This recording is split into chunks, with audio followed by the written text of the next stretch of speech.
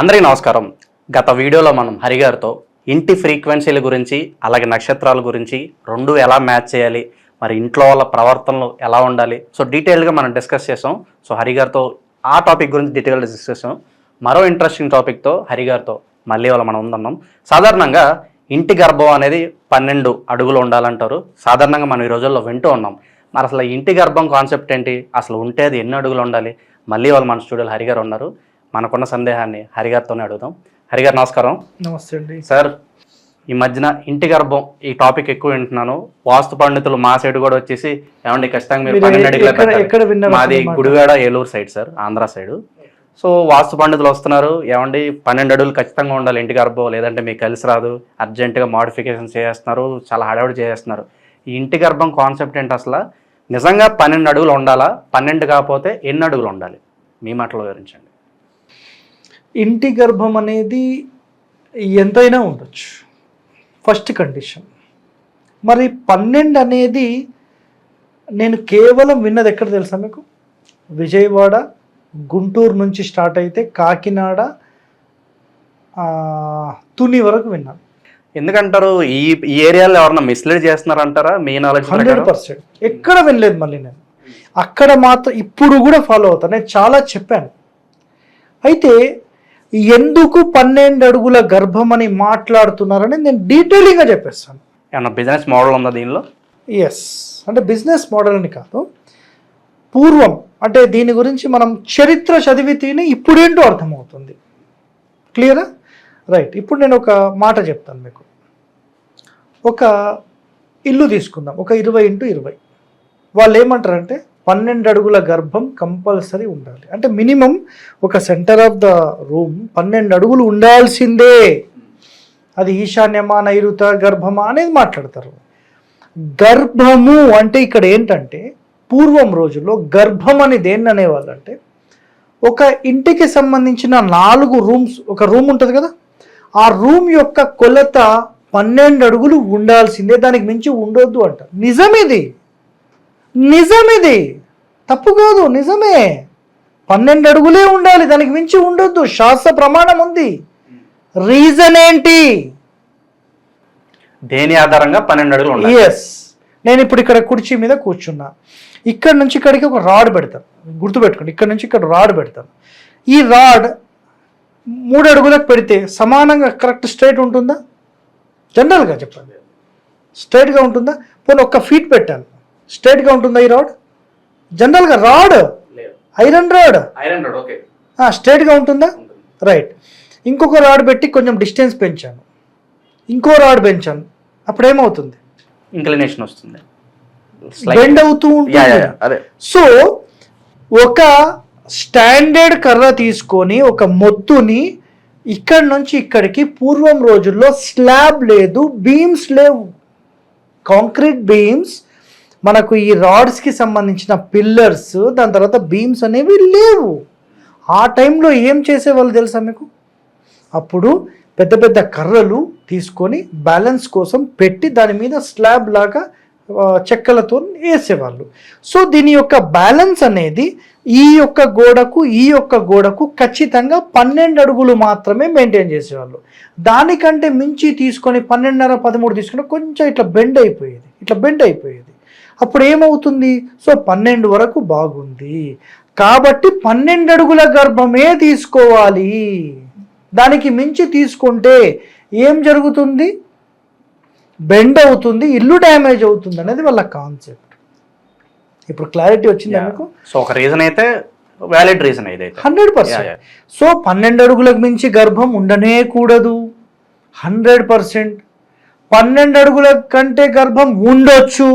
ఇది కొత్త సబ్జెక్ట్ నేను చెప్తాను. నేను ఇందాకనే చెప్పాను. ఏం చెప్పానంటే పూర్వం రోజుల్లో ఇది ఖచ్చితమైన నియమం రాశారు, మ్యాక్సిమం 12, దాని లోపల మీరు తీసుకోవచ్చు ఎంతన్నా. ఇప్పుడు ఇక్కడ నుంచి ఇక్కడికి 12 ఉంది, ఇది బ్యాలెన్స్ ఉంటుంది. 12 మించితే ఇది బెండ్ అవుతూ ఉంటుంది. ఇప్పుడు మీరు వైరు ఒక 4 అడుగులకు వైర్ కట్టండి, ఇక్కడికి 2 పోల్స్ వేసి వైర్ కట్టండి, కరెక్ట్గా స్టాండర్డ్గా ఉంటుంది. 6 తీసుకోండి, 10 తీసుకోండి, మెల్లగా ఈ వైర్ ఇట్లా బెండ్ అవుతుందా? కామన్గా మనము కరెంటు పోల్ నుంచి ఇంటికి వైర్ తీసుకునేటప్పుడు, కరెంటు వైర్ తీసుకునేటప్పుడు మీరు అబ్జర్వ్ చేయండి, వైరే తీసుకుంటారా, వైర్తో పాటు ఒక జిఏ వైర్ తీసుకుంటారా? జిఏ వైర్కి కట్టి తీసుకుంటారు స్ట్రైట్గా రావడం కోసం. లేకపోతే ఈ వైర్ బెండ్ అయిపోతుంది, ఎండకు వానకు ఇదంతా ఏమవుతుంది, బెండ్ అయిపోయి మొత్తం ఇరిగిపోతుంది. కాబట్టి జిఏ వైర్ని చుట్టి పెడితే లైఫ్ ఎక్కువ ఉంటుంది. అలాగే ఈ ఆంధ్రప్రదేశ్లో కేవలం ఇప్పుడు చెప్పిన ప్రాంతాలలో మాత్రమే ఖచ్చితంగా 12 అడుగుల గర్భం ఉండాలని చిన్న ఇంటికి పెద్ద ఇంటికి ఒకటే రకంగా సిస్టమేటిక్గా వెళ్తున్నారు. దాని యొక్క అసలైన రహస్యం ఏంటంటే, పూర్వం రోజుల్లో చెక్కతో మొద్దులు వాడేవాళ్ళు. అంటే ఇప్పుడు బీమ్స్ అంటున్నాం కదా, అలాంటి బీమ్స్ చెక్కతో వాళ్ళు చేసి వాడేవాళ్ళు. కాబట్టి దాని యొక్క మ్యాక్సిమం ఎక్స్పాండ్ ఆ స్ట్రెంగ్త్ 12 అడుగులకు మించి ఉండదు అనేది శాస్త్రం, క్లియర్ కట్. ఇప్పుడు మనం అది వాడుతున్నామా? మొట్టమొదటి అందరి ప్రశ్న, వాడుతున్నామా? కొన్ని సైడ్ల వాళ్ళు అయితే సజెషన్ ప్రకారం అంతే ఉండాలని చెప్పి వాళ్ళు మెంటల్గా ఫిక్స్ అయిపోతున్నారు. నేను అనేది అది కాదు, కొత్తగా ఇంటి నిర్మాణాలు చేసేవాళ్ళు అదే కర్రను వాడుతున్నారా అని అడుగుతున్నారు. వాడట్లేదు. ఇప్పుడు ఏం వాడుతున్నాము? డైరెక్ట్ బీమ్స్, కాంక్రీట్తో మొత్తం రాడ్స్ వేసేసేసి మనం స్టాండర్డైజ్ తీసుకుంటున్నాం.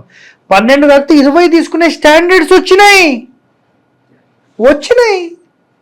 ఇంతకుముందు లేవు, ఇప్పుడు వచ్చినాయి కదా. ఇప్పుడు మనకు అది వచ్చినప్పుడు ఇప్పుడు తీసుకోవచ్చా? మరి తీసుకోవచ్చా లేదా? ఇప్పుడు మీరు ఒక వైర్ తీసుకున్నారు, ఈ పోల్కి పెట్టినప్పుడు అది బెండ్ అవుతుంది కాబట్టి మీకు బెండ్ అవుతుంది కాబట్టి మ్యాక్సిమం ఎంత స్ట్రెంత్లో వస్తుంది అంటే 4 అడుగులకు పర్ఫెక్ట్ వస్తుంది. 4 తీసుకుంటారు. నేను ఇప్పుడు జిఏ వైర్ తీసుకున్నా, 10 తీసుకుంటే కూడా బెండ్ లేదు, అప్పుడు ఓకే కదా. అయితే ఇక్కడ ఏంటంటే పూర్వం రోజుల్లో కేవలం ఈ చెక్కల మీద ఆధారపడి కట్టేవాళ్ళు కాబట్టి ఆ సిస్టమ్ నిజంగా కరెక్ట్. అది ఇప్పుడు కాదు. ఇప్పుడు ఏంటంటే ఒక ఇల్లు ఎంత తీసుకుంటున్నాం, ఫర్ ఎగ్జాంపుల్ 36x36 తీసుకుంటే ఒక్కొక్క గర్భం 12 అడుగులు వస్తుంది. 45 తీసుకుంటే 15 వస్తుంది. మరి తీసుకోవద్దా? 12 తీసుకోవాలంటారు వీళ్ళు, 12కు మించి తీసుకోవద్దు అంటారు. ప్రేక్షకులారా గుర్తుపెట్టుకోండి, సరైన అవగాహన లేని వాళ్ళు కేవలం పుస్తకాల్లో చదివిన సిద్ధాంతాలను మీకు అంటగట్టి మిమ్మల్ని నష్టపరిచే వాళ్ళే సమాజంలో ఉన్నారు. సరైన సిస్టమ్ ఏంటి, అసలు ఎందుకు ఆ కారణాలు చెప్పారు, మన పూర్వీకులు ఎందుకు రాశారు అనేది కారణం తెలుసుకోవాలి. అది తెలుసుకొని ఒక సరైన దారిని మీరు ఎన్నుకోండి. గర్భం అనేది 12 రావచ్చు, 15 రావచ్చు, 20 రావచ్చు, 30 రావచ్చు, ఏ సంబంధం లేదు, 100% రావచ్చు. ఇది ఎప్పుడు డిపెండ్ అవుతుంది అంటే పీటీ బీమ్స్ అంటారు. మీకు కంప్లీట్ ఒక బీమ్ అంటే ఈ స్లాబ్ అనేది పీటీ స్లాబ్స్ అంటాము. ఈ పీటీ స్లాబ్స్ అనేవి ఏమవుతున్నాయి అంటే మొత్తం 12 ఇంచుల స్లాబే తీసేసుకొని మధ్యలో పిల్లర్లే లేపేస్తారు. అది కూడా పాసిబిలిటీస్ వచ్చినాయి. సో ఇక్కడ ఈ మొత్తం స్లాబే మనకు వచ్చేసింది. అంటే స్లాబ్ మొత్తం వితౌట్ పిల్లర్స్తో మనం తీసేసుకోవచ్చు, అసలు ఇష్యూనే లేదు అసలు. మరి ఇప్పుడు ఆ టెక్నాలజీ వచ్చింది కాబట్టి అది వర్తించదు. ఇట్స్ క్లియర్ కట్ అనమాట. మనము 12 అడుగుల గర్భం అనేది పాటించాల్సిన నియమం అనేది లేదు. 12కు మించి ఉండొచ్చు, తక్కువ ఉండొచ్చు, సంబంధం లేదు. ఇక్కడ ఒకటే, మన యొక్క స్ట్రక్చరల్ ఇంజనీర్ దాని యొక్క స్ట్రెంగ్త్ని బేస్ చేసుకొని దాని లైఫ్ని అతను క్లారిటీగా చెప్పేస్తాడు. అప్పుడు ఏమవుతుంది, దాని గురించి మనం భయపడాల్సిన పని లేదు.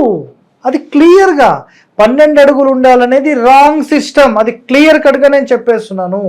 12 అడుగుల రూల్ అనేది పాటించాల్సిన అవసరం లేదు. కేవలం కొన్ని పుస్తకాలు వీళ్ళు చదివి అందులో 12కు మించి ఉండొద్దు, అమ్మో దానికి మించి ఉంటే మీకు ప్రమాదం అవుతుంది, ఇల్లు కూలిపోతుందని రాశారు. ఎందుకు కూలిపోతుంది? నిజంగా కూలిపోతుంది. మరి కర్రలతో కట్టినప్పుడు అది అంతే సిస్టమ్. ఇప్పుడు కర్రలతో మనం కట్టడం లేదు కదా. మరి టెక్నాలజీ అప్డేట్ అయినప్పుడు ఇవన్నీ రాంగ్ సిస్టమ్. ఇది టెక్నాలజీ సార్ మీరు మరి పురాతన వాస్తునే పాటిస్తారు కదా. అరే ఈ తిక్కల ప్రశ్న వేసే బదులు అర్థం చేసుకో, వాళ్ళు ఆ ఇల్లు కూలిపోకూడదని చెప్పి ఆ విషయం మనకు చెప్పారు. సో ఇప్పుడు టెక్నాలజీ మారింది కాబట్టి 12 కాదు 20 కూడా తీసుకోవచ్చు. సో మీకు స్ట్రక్చరల్ ఇంజనీర్ సార్ 20 తీసుకోలేము సార్, మనకు 16 వరకు వెళ్ళొచ్చు అని చెప్పాడు అనుకోండి, మనం 16 వెళ్ళాలి. లేదు సార్ మేము 24 mm కూడా వెళ్తాం, మేము పీటీ స్లాబ్స్ చేసుకుంటాం, ఆరామ్గా వెళ్ళొచ్చు సార్, మీరు 30 కూడా తీసుకోవచ్చు, 40 కూడా తీసుకోవచ్చు అంటాడు. అప్పుడు ఆయన ఓకే. అంటే ఇక్కడ ఈ కాలంలో మనకు ల్యాండ్ యొక్క స్ట్రెంగ్త్ ఎలా ఉంది, ఆ స్ట్రెంగ్త్ని బేస్ చేసుకొని మనం ఎలా నిర్మాణం చేసుకోగలుగుతాము ఆలోచన చేసుకొని ఇవన్నీ చేయాలి. ఇదొక అద్భుతమైన ఎపిసోడ్. 1-2 సార్లు నేను చెప్పి ఉండొచ్చు, మీరు వినండి, అర్థం చేసుకొని ఇలాంటి దీన్నే మూఢనమ్మకం అంటాం. నేనైతే మూఢనమ్మకం అంట. అందరూ వాస్తు మూఢనమ్మకం అంటారు. వాస్తు కాదు, చెప్పే వాళ్ళు మీకు ప్రాపర్గా లేక మీరు ఇబ్బంది పడుతున్నారు. సరైన అవగాహన మీకు ఉండాలి. అది ఎందుకు, ఏమిటి, ఎలా అనే ఒక ప్రశ్న ఉంటుంది కదా, మీరు తెలుసుకున్న రోజు దీని అంతరార్థం మీకు తెలుస్తుంది అని క్లియర్గా చెప్పేస్తాను. సో ఇప్పుడు మీకైతే క్లారిటీ వచ్చేసింది కదా, 12 అడుగులు ఉండాలనా, ఎంతైనా ఉండొచ్చు, clear cut. Structural engineer decide చేస్తాడు అది. ఇప్పుడు స్ట్రక్చరల్ ఇంజనీరు సార్ 15కి మించి ఉండొద్దంటే వస్తాయి, అంతే, ఇంకా ఏం చేయలేం, ఖచ్చితంగా తీసేయాల్సిందే. సో అక్కడ నిర్ణయం తీసుకోవాల్సిన వ్యక్తి ఆయన, సో మనం కాదు. క్లియర్? సో సార్ మొత్తానికి ఒకప్పుడు మన టెక్నాలజీ అంత అప్డేట్ అవ్వడం వల్ల యాన్షియంట్ వాస్తులో 12 అడుగులు అని చెప్పి వాళ్ళు చెప్పడం జరిగింది. సో దాన్నే బ్లైండ్గా ఇప్పటికీ ఫాలో అవుతున్నారు. ఏది మన టెక్నాలజీ అప్డేట్ అయినప్పటికి కూడా ఇంకా 12 అడుగులను ఫాలో అవుతున్నారు. సో హోప్ఫుల్లీ మీరు ఇచ్చిన ఎక్స్ప్లెనేషన్తో చాలామంది తెలుసుకుంటారు. 12 కాదు 20 పైన ఉన్నా కూడా ప్రాబ్లం లేదు, స్ట్రక్చర్ ఇంజనీర్ ఫైనల్గా తను డిసైడ్ చేస్తారని చెప్పి క్లియర్ కట్గా ఎక్స్ప్లెయిన్ చేస్తారు సార్. ఇంటి గర్భం గురించి చాలా బాగా ఎక్స్ప్లెయిన్ చేశారు. Thank you so much sir.